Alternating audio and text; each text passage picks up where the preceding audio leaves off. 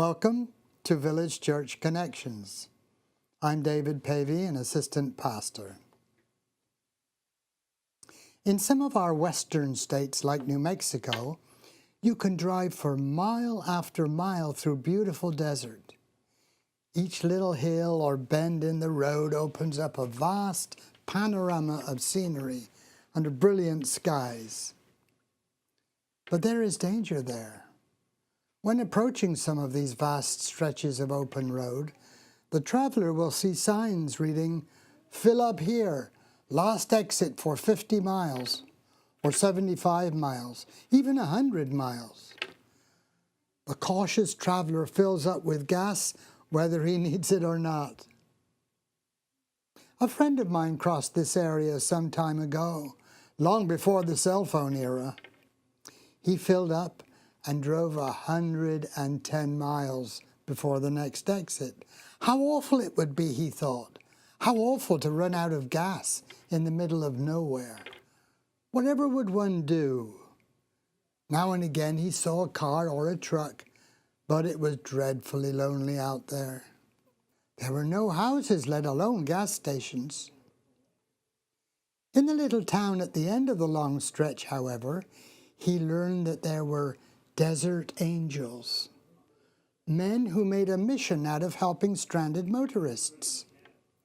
They would ride the highway in their old pickup trucks, equipped with jerry cans of gasoline, ready to help the distressed motorist who might have overlooked the sign. Desert angels indeed. One day another couple was crossing this vast area. Deep in conversation as they began the long, lonely stretch, they totally missed the signs. It was a worst-case scenario, and sure enough, about halfway across the 100-mile stretch, the engine died. They had run out of gas.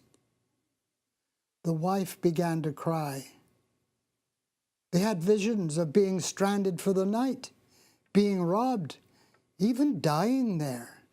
What could they do? Eventually they noticed in their rear-view mirror an old pickup truck on the horizon behind them. Rather than speed past them, it gradually slowed down and pulled off onto the side of the road right behind them. The couple was terrified. They had heard how unprincipled bandits sometimes took advantage of stranded travelers, robbing them or molesting them, so they waited, motionless, for the attack, scared to even get out of their car. But, to their amazement, the driver of the pickup truck didn't move.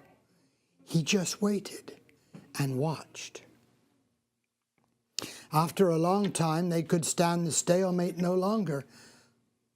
Perhaps the driver of the pickup didn't want to harm them after all.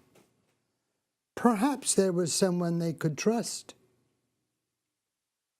They decided to take the initiative.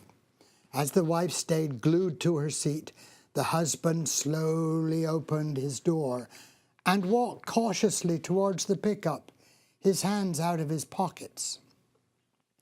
As he did so, the driver of the pickup leaned out of his window and asked, "What's the problem, friend? Need some gas?" It was a desert angel.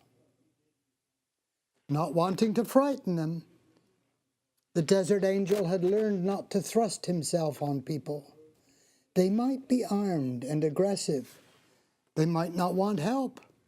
Rather, he just made himself quietly available and waited until those in need took the initiative. And that's how it is with our desert angel. God makes himself quietly available, and he waits for us to take the initiative. He has all we need to get us to our destination, but he waits for us to approach him and ask for help. He doesn't impose himself.